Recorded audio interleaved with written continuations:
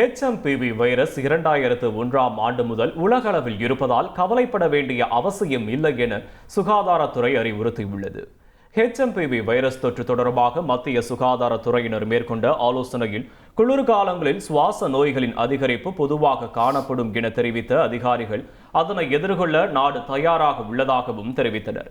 பல சுவாச வைரஸ்களில் ஒன்றான HMPV வைரஸ் லேசான மற்றும் சுய கட்டுப்படுத்தப்பட்ட நிலை மற்றும் பெரும்பாலான சந்தர்ப்பங்களில் தானாகவே குணமாகும் என தெரிவித்தனர்.